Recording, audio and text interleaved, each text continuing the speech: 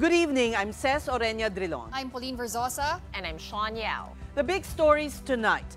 The plot thickens in the case of Sabongeros who have gone missing in the last few years. More revelations are coming from so-called whistleblower Totoy, who now claims there are over 100 cockfight enthusiasts abducted, much more than the 34 earlier reported. And the exchange of accusations between Totoy and business tycoon Atong Ang is also growing more intense. From allies in the cockfighting arena, the two are now adversaries in a court of law as former boss files a slew of charges against his once trusted aide. And the Bangko Sentral steps in to regulate online gambling. It will soon release a circular that will limit access to gaming linked to electronic wallets. Mr. Atong Ang, ikaw mismo nag-utos sa akin at ikaw mismo ang nagsabi dyan sa grupo ng mga pulis na iligpit na yan. Paano mo sabihin na hindi ko alam? 15 years, almost 15 years na tayo nagsama. Bakit sabihin mo, ako pa ngayon nagsisinungaling? Huwag ka na magsinungaling. Tinuri kita parang anak ko eh. Hindi ko alam na ganyan kakasama. Pati ako papatayin mo pa. Punot dulo talaga nito, pera eh. Julie Dondon Patidongan, or alias Totoy, had his first live interview on 1PH with our Cheryl Cosim. That's our big story tonight, which we will bring you in just a bit. Do stay tuned for that. Well, meantime, Julie Patidongan's statements on One Balita Pilipinas this afternoon may just have given the camp of businessman Atong Ang another reason to sue. Listening to your interview, dadagdagan namin ang kasong ipa-file namin because of all the lies that he said in your interview. All lies. Baka i-cyber libel namin rin yan. Just this morning, the gambling tycoon personally went to the Mandaluyong City Prosecutor's Office to file 5 complaints against Patidongan as grave coercion, slander, robbery, attempted robbery, and incriminating an innocent person. Aside from Patidongan, Ang also filed charges against a certain Alan Bantiles, another former employee of the gambling tycoon known in their circle as Mr. Brown. According to Ang's affidavit, Bantiles served as Patidongan and Ang's go-between and convinced the businessman to pay alias Totoy millions of pesos in severance. Patidongan was the former security head of Manila Arena, which Ang operated. The money was supposed to ensure that Ang will not be implicated in Patidongan's affidavit for submission to the Criminal Investigation and Detection Group, or CIDG. Gusto ko lang at least maging transparent lang na andito na ako. Gusto ko lumabas lahat ng katotohanan. Ang side namin, hindi nila naririnig. So, kaya kami na dito na nga ngayon, at least, yun lang, tignan natin kung saan pupunta. Sila na makakapagpaliwanag. Siguro, magkakaroon naman ng kaso, magkakaroon ng tanungan sa husgado. Ang husgado na siguro ang makakapag-desisyon dyan. Masyado na kaming kawawa, pero walang kriminal sa amin. Walang kriminal. So, yun lang masasabi ko lang. Nung eleksyon, humingi pa siya ng 12 million, binigyan ko pa ng 12 million. May mga resibo ko dyan, dineposit namin sa account nila. Mayor, pag hindi mo tinulungan, ang dami sinasabi na kung ano eh. Hindi ko kasi alam na aabot sa ganito ang problema kasi hindi naman kami mga salbahing tao na magpapahamak ako ng mga tao. Hindi ko kasi ugali yun eh. Kung kaya ko isolve sa sarili ko, isosolve ko. Huwag ka na magsinungaling. Tinuri kita parang anak ko eh. Hindi ko alam na ganyan kakasama. Pati ako, papatayin mo pa ako. Ang punot dulo talaga nito, pera eh. Now here's that interview, Julie Dondon Patidongan, or alias Totoy, telling all in his first live interview on TV. One of his revelations, more than 100 Sabongeros have been abducted and possibly killed, not just 34 as earlier reported. Our Cheryl Cosim with tonight's big story. Mahal na Pangulo, tulungan nyo naman ako sa sitwasyon na ganito at alam ko, hindi basta-bastang tao itong kaharap ko ngayon. Julie Patidongan made this appeal as he told his side of the story to One Balita Pilipinas on 1PH. He was the head of security of Manila Arena. Julie came forward as alias Totoy to testify that several Sabongeros who went missing over the last few years have long been dead and buried deep in Taal Lake in Batangas. Initial reports quoted him as saying that at least 30 suffered this fate. But in our interview, alias Totoy claimed there were more victims, a lot more. 108. Anong matibay na hawak mong ebidensya laban kina dito sa mga sinasabi mo na sangkot nga sa missing Sabongeros? Ako, may mga butcher ako na binabayad dyan sa mga pulis na yan. May mga butcher ako. Ang mali lang nila, hindi lang nila nakuha yung butcher sa akin. May mga pizza, may mga taon, at may mga tao at may pirma kung sinong kumuha. Naitago ko yung USB na sinabi niya sa akin, sunugin para walang ebidensya. Patidongan pointed to businessman and gambling industry tycoon Atong Ang as the mastermind behind the killings. Mr. Atong Ang, yan lang masasabi ko sa iyo. Huwag ka magtago sa katotohanan. Alam mo to, ikaw mismo nag-utos sa akin at ikaw mismo ang nagsabi dyan sa grupo ng mga pulis na iligpit na yan. Paano mo sabihin na hindi ko alam? 15 years, almost 15 years na tayo nagsama. Bakit sabihin mo, ako pa ngayon nagsisinungaling? The so-called whistleblower who now wants to turn state witness added Ang's witnesses were actually also involved in the mysterious disappearances of the cockfighting enthusiasts. Kumuha ka pa ng witness na yung nagbitbit sa missing Sabongero, yung nakapula kanina na sa likod mo, na si Rogelio Toto Borican, at saka yung nakasombrero na naka-white na si Rodelo Anigig, sila ang bumitbit. He also said some uniformed personnel were also involved in the case. People of power allegedly conspired to stage the massive crime without leaving a trace. Ano ang pinakamataas na posisyon ng pulis na ito? Ilan silang pulis? Colonel, Major, Kapitan. Yan. At may mga sibilyan.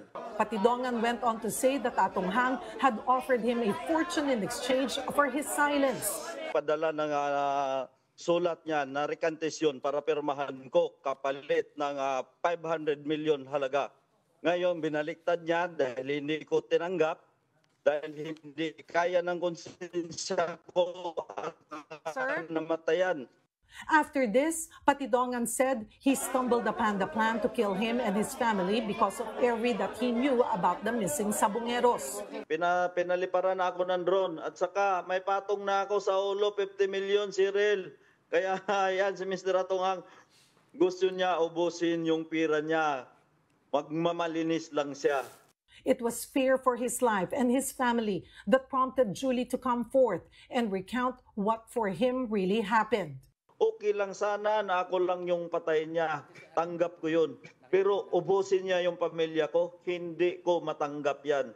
After all these revelations and everything on the line for him now, alias Totoy can only wait. He said all the pieces of evidence in his possession are now with the Department of Justice. He has appealed repeatedly to his former boss Atong Ang. He is also waiting for actress Gretchen Barreto to say something and corroborate his statements. Patidongan can't say for certain about the extent of Barreto's involvement in the Sabongeros' disappearance. All he knows, Totoy claimed, she was not kept in the dark. Gretchen Barreto, Alpha yan, membro yan ng Alpha. Pangalawa, katabi yan mismo niya matulog. Imposible, wala siyang alam. Kaya ako nanawagan kay Ma'am Gretchen. Kumare ko naman din yan. Madam Gretchen, parang awa mo na rin sa sarili mo. Kung gusto mo, tumistigo ka na rin. Para mapatunayan natin, total, lagi ka nagsisimba, lagi ka nagdadasal, maawa ka naman sa pamilyang nawawala ng pamilyang nawawala. Reporting for 1PH and News 5, I am Cheryl Quasim. We are One News. But despite filing several cases against Julie Dondon Patidongan, alias Totoy, Charlie Atong Ang is now considered a suspect in the disappearance of several cockfight enthusiasts. Well, that is him and his business partner, actress Gretchen Barreto. This is according to Justice Secretary Boying Remulla. And this is since the two personalities have already been directly named by Patidongan. At this point, the DOJ will evaluate the evidence against them, build a case, and file it in court. Sooner than later, it will happen. I-evaluate yan ng fiscals, ang ating group of fiscals who will be assigned to evaluate all the evidence so that we will know what cases to file properly. Kasi siyempre, may specific cases yan na kinakailangan magkaroon ng elements ng crime na pwede namin i-prove as prosecutors. Supposedly, Ang was quick to deny Barreto's involvement in the disappearance of the Sabongeros. Wala kinalaman. Yung sinasabi nila sila, Eric, ako, si Gretchen, si Gretchen, nakita nyo, bumibitaw lang naman ako minsan-minsan niya para sa marketing lang yan. Walang masamang record yung tao. Paano naman makakasama sa mga ganyang kalokohan yan? And as the case of the missing Sabongeros continues to unfold, Malacanang was asked about the president's stand on the issue. Palace Press Officer Claire Castro said, President Bongbong Marcos's instruction is to spare no one. Sino man, anumang katayuan sa buhay, kung sila man ay personalidad na kinikilala, wala pong sisinuhin ang Pangulo at ang administrasyon. Kung may dapat na panugutan, dapat lamang pong maimbestigahan ng mabuti para mabigyan ng hustisya ang mga pamilya ng sinasabi nating missing Sabongeros. Despite being a suspect himself, Dondon Patidongan currently has the trust of some relatives of the missing Sabongeros. One of them is Janice, whose then 14-year-old relative was among those who disappeared after being hired to help out in a cockpit arena in Laguna. We are withholding Janice's last name at her request. She admits that they have long known the involvement of certain personalities in the disappearances. Gerald Legaspi, whose brother Eric also went missing, believes Patidongan's testimony is key to knowing who the mastermind is. Sa akin pong paniniwala ay totoo naman po yung kanyang sinabi dahil hindi naman po siya magbubuwis ng buhay kung hindi naman po siya magsasabi ng totoo. Kami po yung nagpapasalamat kay alias Totoy sapagkat siya po ang susi namin, mga nawawalang mga kamag-anak ng mga Sabongero. Meanwhile, one of the Sabongeros reported missing was allegedly kidnapped for stealing videos of online sabong. His name is Ricardo Jonjon Lasco, an online sabong agent. This was among the many testimonies brought about by alleged whistleblower Julie Totoy Patidongan. Let's discuss this together with Ricardo's sister Charlene and their mother Maria Carmelita Lasco. Magandang gabi po sa inyong dalawa. Welcome po sa Big Story. Good evening po. May you tell us kailan po nawala, naging missing, na-declare na missing si Ricardo? August 30, 2021. Okay, so may 4 na taon na. Halos 1 taon. Halos 4 na taon na po. 4 na taon na sa August 30. Ano po ang masasabi ninyo sa mga revelasyon ni alias Totoy, ni Julie, na kahit na ba siya ay kasangkot, ano po, inamin naman niya at ginagawa niya lang ang utos, allegedly, ni Mr. Atong Ang. Ano pong masasabi niyo? Kayo ba'y naniniwala? Ako ba'y naniniwala sa mga sinabi ni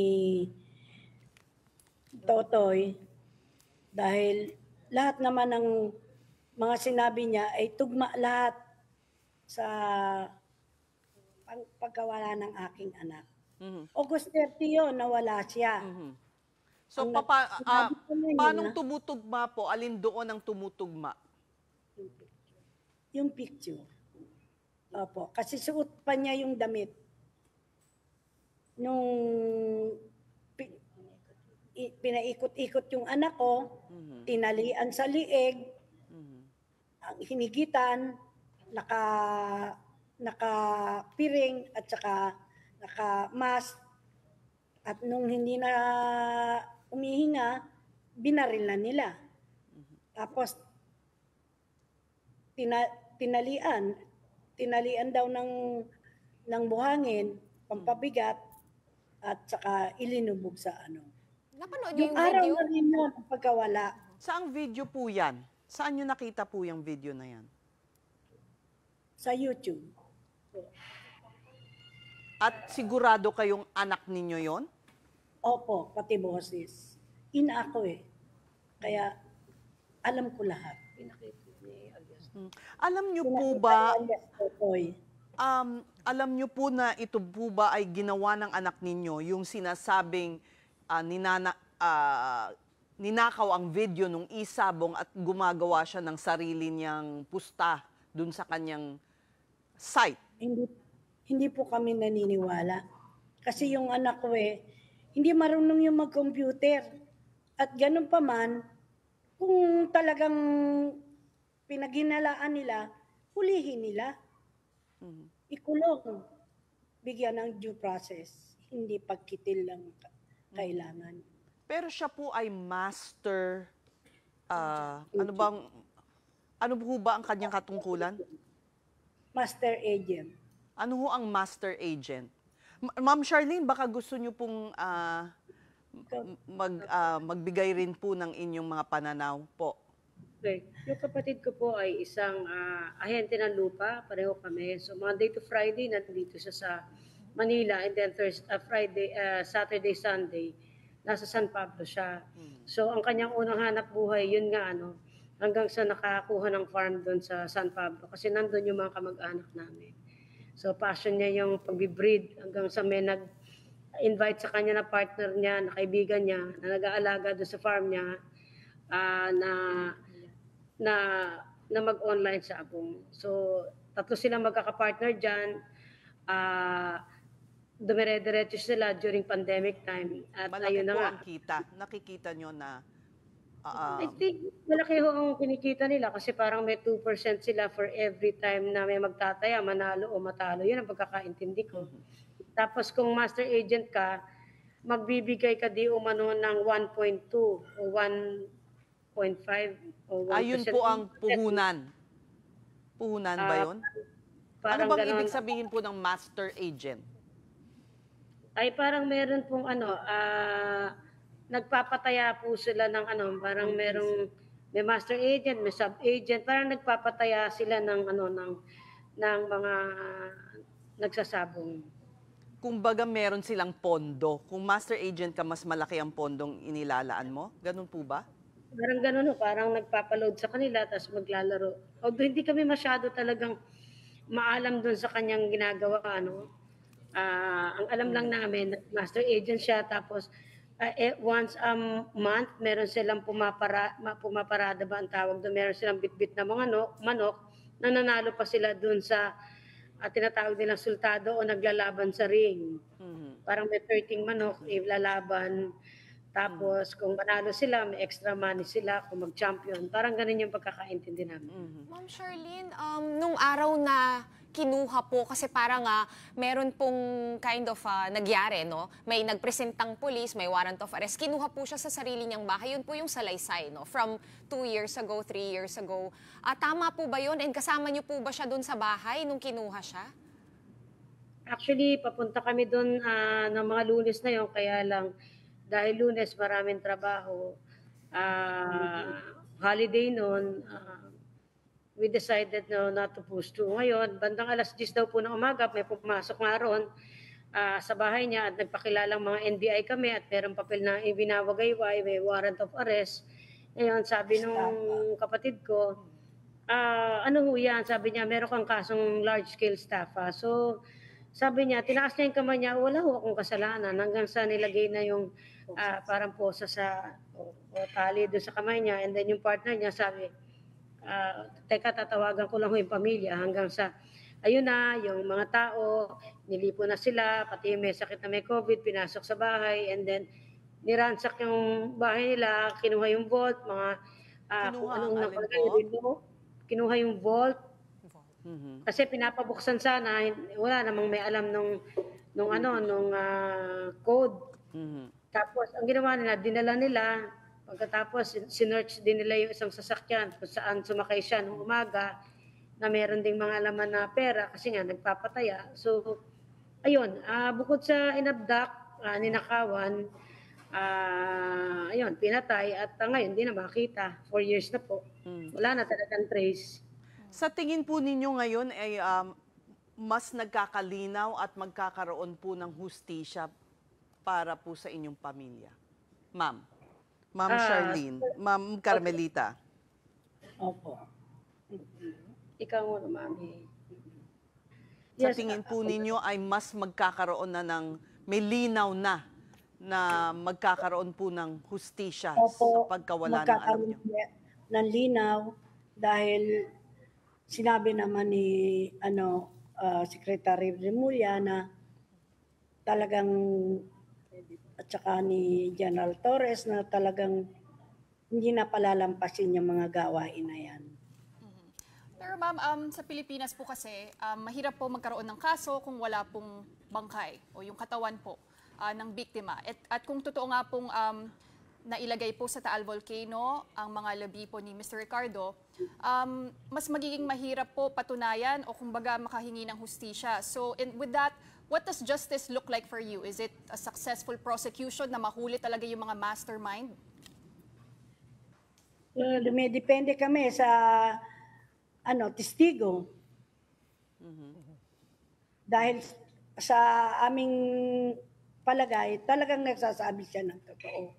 Dahil sabi naman ni Atong Ang, pinagkatiwalaan niya yan si Dondon.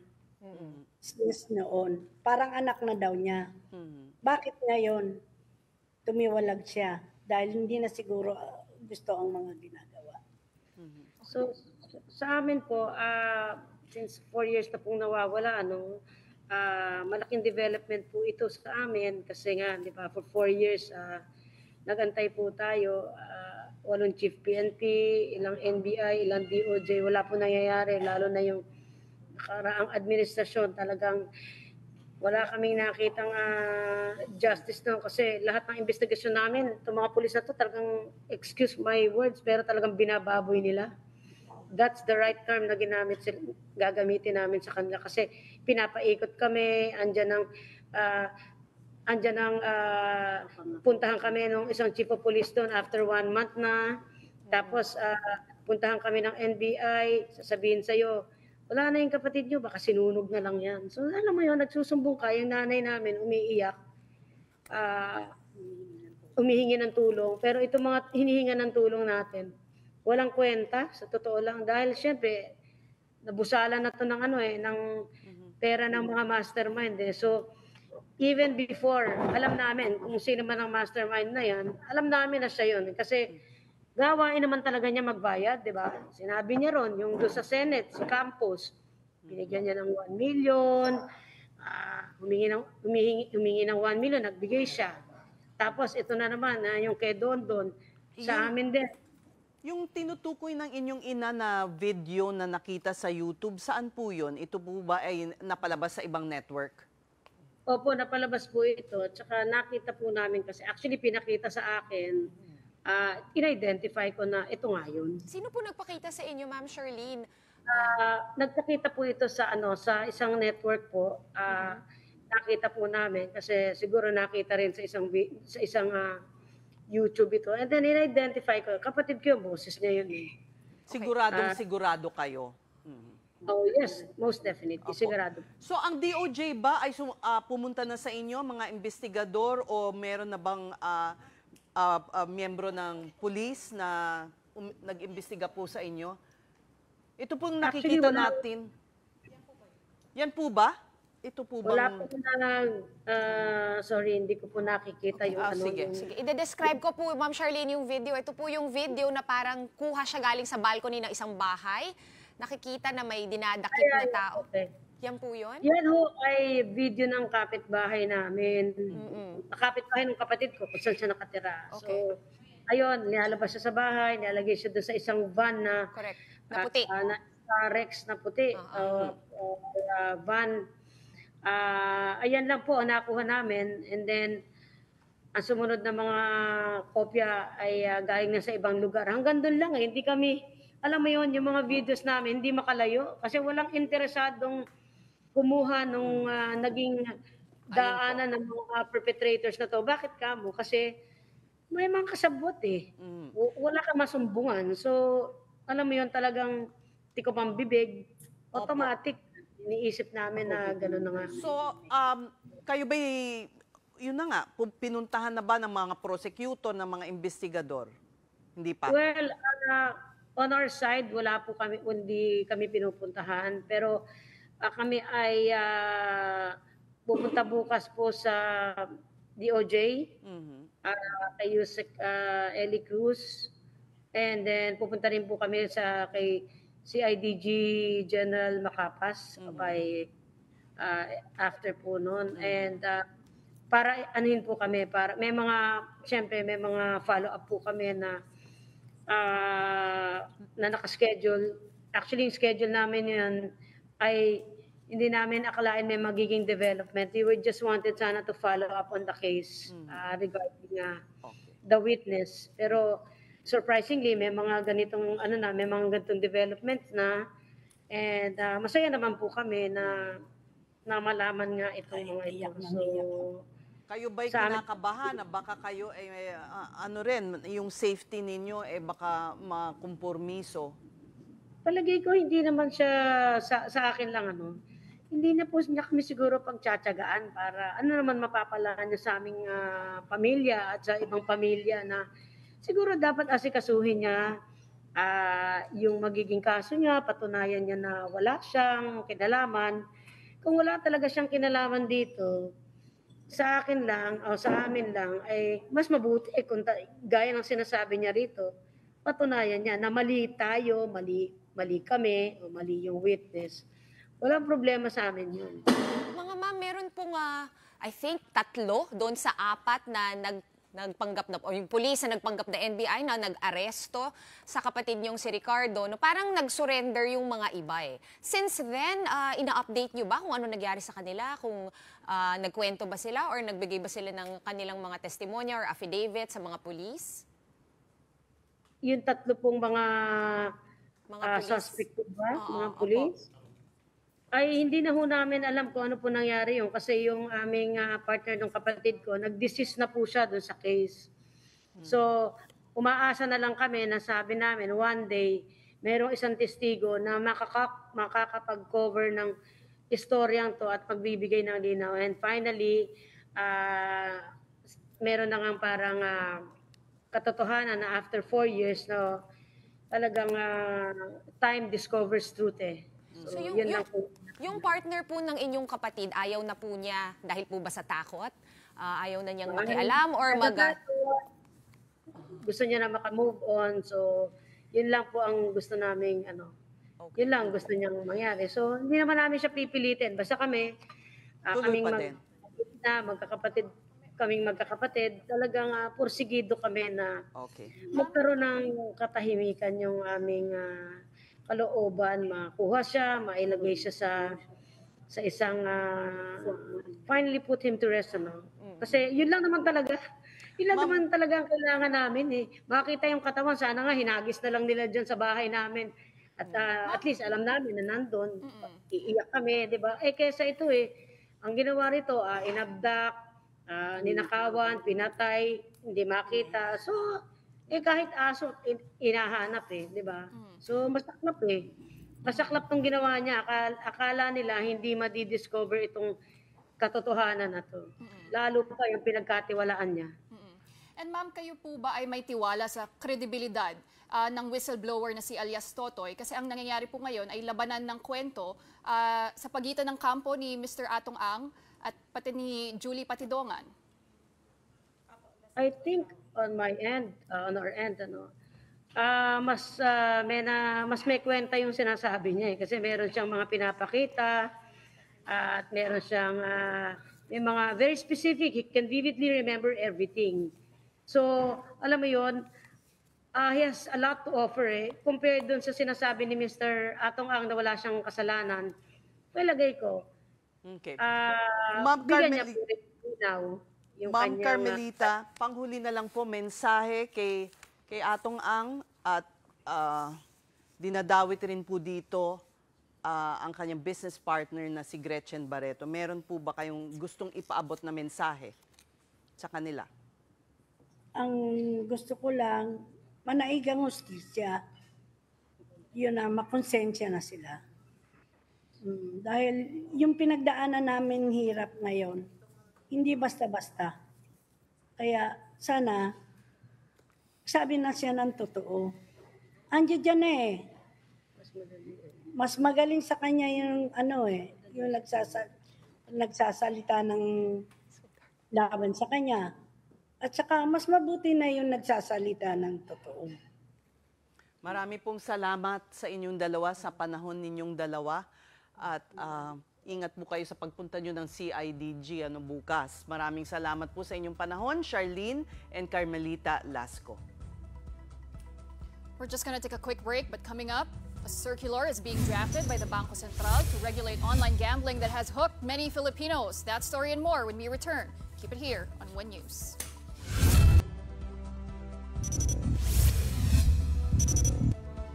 You're watching the big story here on One News. The Bangko Sentral ng Pilipinas will release a new circular to protect digital platform users from online gambling-related risks. The BSP's proposed policy aims to require BSP-supervised institutions like banks and e-wallets to implement safeguards, as most online gambling apps now are linked to digital platforms. The draft circular is still under review. This is not the first time the BSP has moved to regulate gambling. In 2021, it issued a directive prohibiting regulated entities from dealing with unlicensed gambling operators. And the following year, the BSP ordered e-wallets and BSIs to remove links to electronic sabong from their operations. Meantime, landmark legislation trimming stock transaction taxes took effect on July 1, with President Marcos gracing a special bell-ringing ceremony at the Philippine Stock Exchange in Taguig. What will be the impact of the Capital Markets Efficiency Promotion Act, or CIMEPA, on the Philippine economy? Here's One News anchor Kathy Yang. A vote for capital market development. President Bongbong Marcos rings the opening bell at the Philippine Stock Exchange, marking the effectivity of the Capital Markets Efficiency Promotion Act, or CIMEPA, a landmark reform that aims to provide Filipinos here and overseas increased access and opportunities in the stock market. It empowers the small business owner, the young professional, the overseas Filipino worker to start investing their hard-earned money to build a better future. Starting July 1st this year, the sales tax for selling transaction will decrease from 0.6% to 0.1%. That means if one were to sell 1,000 shares of Ayala Land today, the seller would have to pay only 20 pesos sales tax. That's 100 pesos less sales tax to pay, says Cole Financial. For the government, a lower sales tax means increased participation in the stock market, which in turn will generate more money to fund infrastructure and social safety net programs. Malacanang says from now until 2030, CIMEPA is projected to generate over 25 billion pesos in net revenue. Stock market analysts share mixed views. It will lower the hurdle rate for investors to at least break even. It's really been something that people have been looking at. For former Finance Secretary Jesus Estanislao, meaningful capital market development should come along with stronger collaboration. PSE and the SEC can and should work together. Instead of having very different requirements, making it very difficult for Philippine corporations to list, to become an issuer of bond, or to be a participant in the capital market, makes it very, very difficult. We charge the highest fees in ASEAN for being in the stock market and for issuing bonds. That makes sense. The only thing we need to do is to coordinate. Marcos has instructed all agencies, including the Securities and Exchange Commission, to ensure everyone feels the benefits of the new law without delay. And the Philippines just missed climbing the upper middle income status by just $26. As a result, Manila remains a lower middle income nation. Under classifications of the World Bank, the gross national income, or GNI per capita, of upper middle income countries hover between $4,496 and $13,845. But the Philippines' GNI per capita this year stood at $4,470, short by 26 to upgrade its status. This means the country will remain in the lower middle income category. Nonetheless, the figure marks an improvement from last year when Manila posted a GNI per capita of 4,320. DepDev Secretary Arsenio Balisacan earlier abandoned the country's hopes of attaining upper middle income status due to global uncertainties. He said it is likely the country might reach that status by next year if the economy expands by at least 6%. We're going to pause for another quick break, but when we return, we tell you about a plantation in northern Mindanao that is leading the way to a bamboo revolution. Sustainability is next on The Big Story. Keep it here.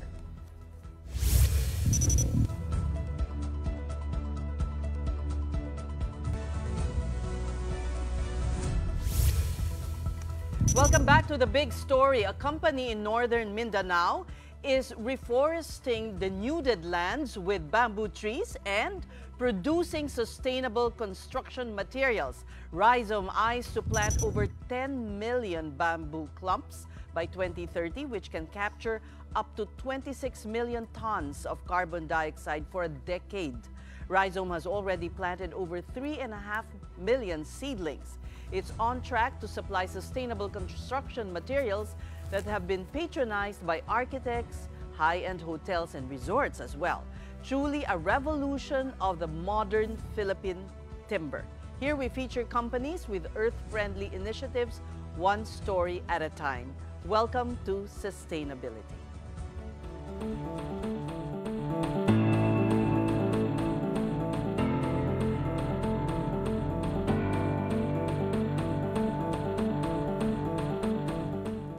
Rhizome was recognized last year with an award for corporate excellence from the U.S. State Department under the Climate Resilience category. The State Department cited its pioneering use of engineered bamboo as a sustainable construction material. And to delve into this innovation is its CEO, Russell Smith. Welcome to Sustainability, Russell. Thank you for coming. Nice to be here. Thank you. Why bamboo? Why is it a sustainable building material? Well, I have to say bamboo is almost like a superstar of sustainability. If you look at it, I get inspired by the superstars here on your set, and it reminded me that bamboo itself is a superstar. And the Philippines is the main show for bamboo here in Southeast Asia, and we think around the world. So it has great capabilities to be a regenerative material. It regenerates. As soon as you cut one, it comes right back. It has these miraculous... When you cut a bamboo tree, it grows back. It comes right back. So each bamboo pole, when you cut it, it comes right back. Because underneath it is the rhizome, the mother, and she just creates a replacement. It's not like cutting hardwood where once you cut it, it'll take 30, 40 years to grow. I mean, for another tree to grow. Exactly. Right? It just regenerates, like right? Nara, Lawan. It's more like a grass, right? It is a grass, a giant grass. Yeah. Yeah, and it seems like you're always having to recut, right? Because it grows right back. It grows too fast, but sometimes. You know, the issue with bamboo is its durability. There are people look at bamboo and say, oh, in 5 years it will rot. How are you addressing this concern? Yeah, so bamboo in its natural form should rot, right? It's supposed to grow and then return to the earth. But for us to use it for building, we want to treat it and we want to remove the sugars. So what we like to say, it's sugar-free. So we remove the sugars using steam and boiling. It's the sugar that the book. If I was a book, you know, yeah. Russell says book is the most common word he hears. Because it's the most common problem with with a lot of the bamboo here in the Philippines. Okay, so you take out the sugars. Yeah, you remove the sugars, right, as much as you can. And then you infuse it with salt. So the old ancient way of using bamboo is they would harvest it in the a certain time of year where there's less sugar, and then they would put it in the sea, for a year, and the waters would remove the sugars and infuse it with salt. So at Rhizome, we do it industrial scale, but we follow the same ancient way. We're inspired by that, right? They already figured it out. So you don't soak it in chemicals, you soak it in salt water, which is very, very, let's just say, planet friendly. It helps a lot, right? We boil out the sugars, steam out the sugars, and then we infuse it with mineral salts. And that is what we're doing to give it a higher level of durability. Remove the sugars, put in the salt. Why are you in the Philippines? You could be in, you know, Indonesia, which has plentiful bamboo, Vietnam, China, Latin America. Why here? Intentionally, we were looking for a specific species of bamboo. And it's prolific here in the Philippines, and it's called Dendrocalamus asper. And it's one of the finest bamboo fibers on the planet, and especially good for building materials. And so we were looking for it. You have some of the finest in the world. We came here intentionally. We went all the way through South America looking for the right species, and then we came through the Philippines, and that's where we found it in the highlands of Bukidnon. You have this amazing bamboo called the Giants, right? And the official name is Dendrocalamus asper, and it has these properties that make it ideal for making beams and columns and panels and lumber. Okay. What makes it different from the other species of bamboo that you saw in Latin America and other countries? It's stronger, and it also is more flexible. So that combination of strength and flexibility is what you look for, right? If you want to build a bamboo beam or if you want to build a bamboo panel, you want it to be strong and resilient. You want it to be flexible. So the fiber itself of the Philippine bamboo is what we were actually after. Is there a reason why it's stronger here in the Philippines than it is in other countries? Is it our climate? Is it... Very good question. It's actually a tropical bamboo, and that's what really makes its strength. Let's say, for example, in China, they have temperate bamboos. They run, right? But the Philippine bamboos are tropical, and they stay all in one place. And it's that tropical nature that allows it to grow super fast, really healthy, and that, I think, gives it the durability that we're looking for. What are the qualities of bamboo that make it better, for instance, than steel? Very good question. Can we replace steel? Well, we do have a tendency to say at Rhizome, we like to say bamboo is strong like steel, right? So it's not necessarily about having to replace, it's just providing another option for architects and designers. This one is natural, right? Low carbon, not a lot of pollution to it, right? But it has the strength of steel. Or even twice, I thought. Yeah, well, yeah, very well, thank you. Yeah, it has, on a strength to weight ratio, it has twice the strength of steel, which means you can use half the mass and hold up the same load. So instead of having a really huge I-beam, you can have more of a skinny I-beam made out of bamboo. Okay, you know, in Hong Kong, here we're showing some photos, and this is the bamboo that you're referring to. Yes. It's not the typical pole that's used for structure, right? That we see in Bali, for instance. There you go. Tell us about this. That's an excellent question. So we love the bamboo pole, right? We're inspired by the pole, but what we're really doing is we're taking the fiber out of the pole and we're turning it into lumber. Plywood sizes, lumber sizes, I-beam sizes. Like we can have bamboo flooring here in our set, for instance. It's been dimensionalized. It's been turned into lumber products. And so what we do is we take the fiber out of the pole and we put it into plywood-sized panels. We put it in lumber. Tell us about that process of taking out the fibers. I mean, I understand that there's fibers because you can kind of see it when you look inside, right? There's like lines. And also in the finished product, you can see it. How do you really extract the fibers? It's a few steps, but almost like a wood mill did. So in the past, Philippines had many mills around the country. And what we're doing now with bamboo is the same process. We mill it, and then we treat it, and then we press it, and it becomes a board. So we slice it, and then we treat it in the salts that you were talking about, and then we dry it, and then after it's dried, we press it together into panels. So it's about a 4-step process, taking it out of the pole and putting it into a panel. I have a curious question. Why do you think bamboo isn't widely used here? You're saying we have the best species of bamboo, but like if you go to places like Hong Kong, when you see a building under construction, it's not steel like scaffolding that you see, but they use bamboo. And you know, we've seen Jackie Chan movies where he climbs up on these things. It's scaffolding, but you know, like I see skinny poles. I have a theory. We think it's for poor people. What do you think? And if you, you think it's too native, but we should love it, right? Yeah. What do you think? I don't exactly know why, but I can give a You theory. associate it Give a theory with- that, there's not a chopstick industry here in the Philippines, and so I think that's the first step in industrializing bamboo has been chopsticks.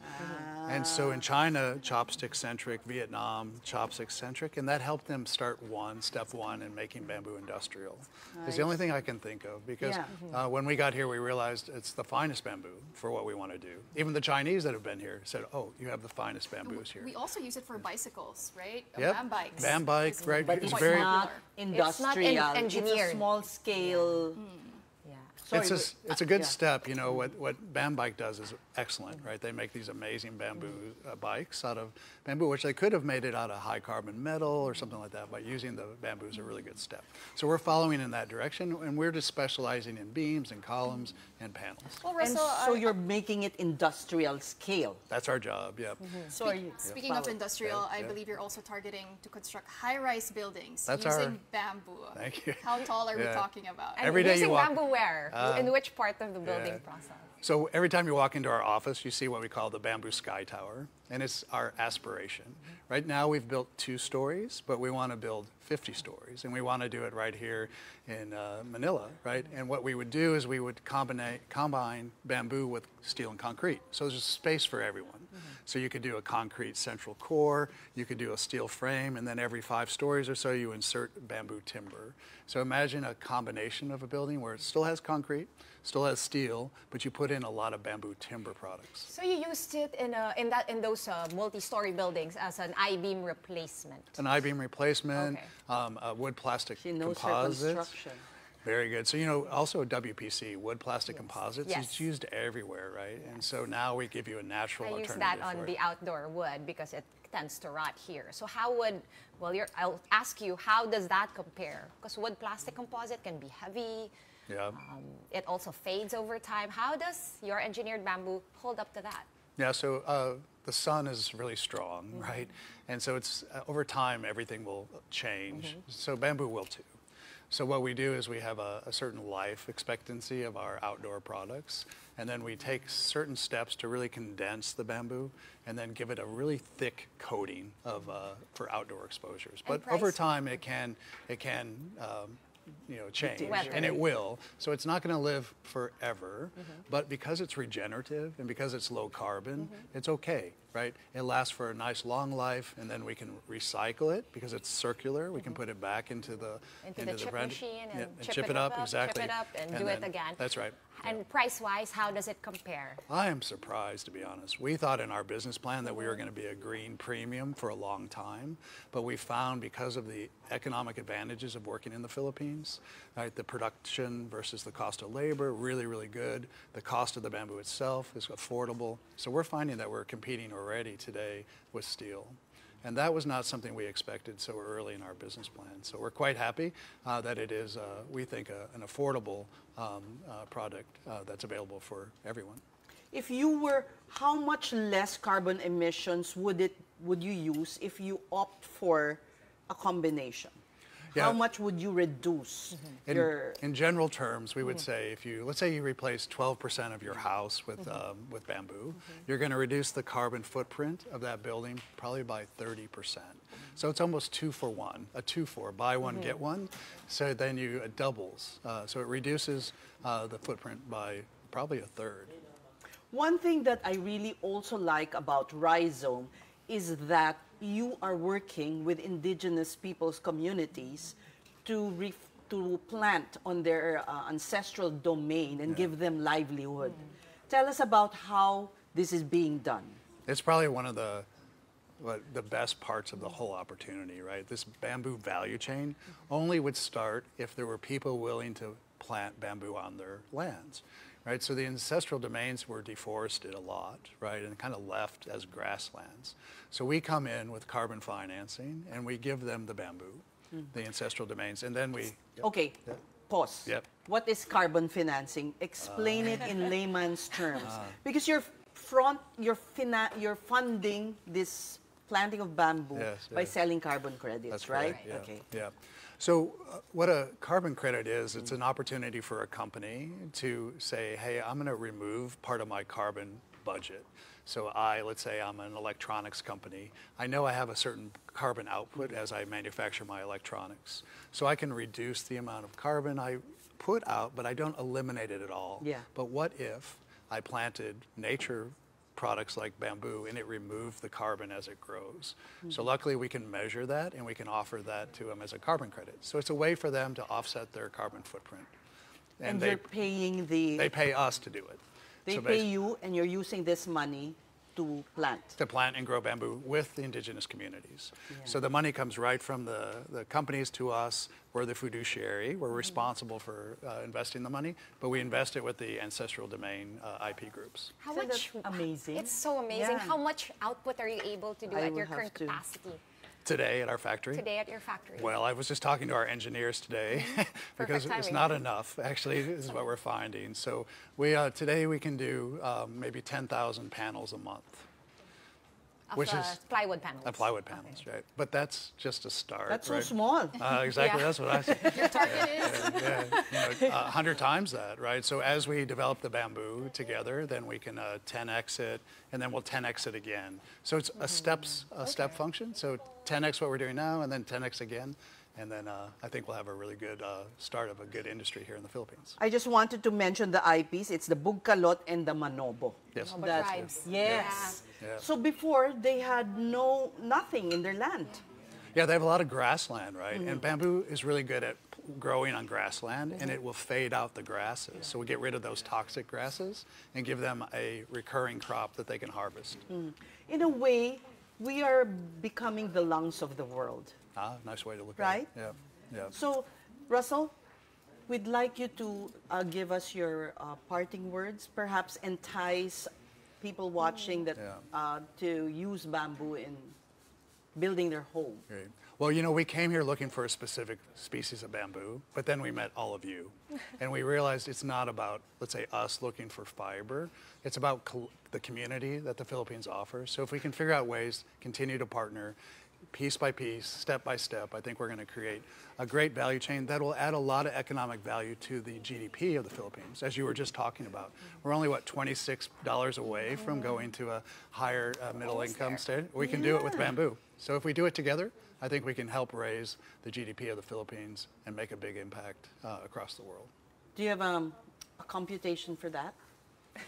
Well, I do actually. So, Because one thing, I just have to mention this, because communities that have bamboo can sell to you. To us, right. You don't have to be the one to plant for them. That's right. They don't, exactly. There's an opportunity for small farmers. For everyone, right? So we buy a pole for 100 pesos. We could buy it at our gate for 230 pesos. We buy a slat for 13 pesos. And that's providing economic opportunity for everybody day one. Imagine we do that across the country. He's making me want to plant this giant bamboo now. You have a lot of land. Not sure. really. That would be the biggest problem right now. So thank you so much, Russell, for Seth, your optimism and for, onwards to upper middle income. That's right. Let's do it together. Yeah, thank you. Thank you so much. It was Russell Smith, CEO of Rhizome. Okay, and we still have our big picture for tonight. We have the first full-blooded Filipino set to receive a star at the renowned Hollywood Walk of Fame. And it's none other than Lea Salonga, also the first actress of Asian descent to win a Tony Award. Lea is part of the Walk of Fame's class of 2026, which includes Miley Cyrus, Timothy Chalamet, Rami Malek, Emily Blunt, Demi Moore, and Gordon Ramsay. Lea is only one of 2 honorees in the live theater category. Selections are made by the Hollywood Chamber of Commerce from hundreds of nominations. The chamber cited Lea's trailblazing voice that opened the doors for other Filipinos and Asian artists worldwide.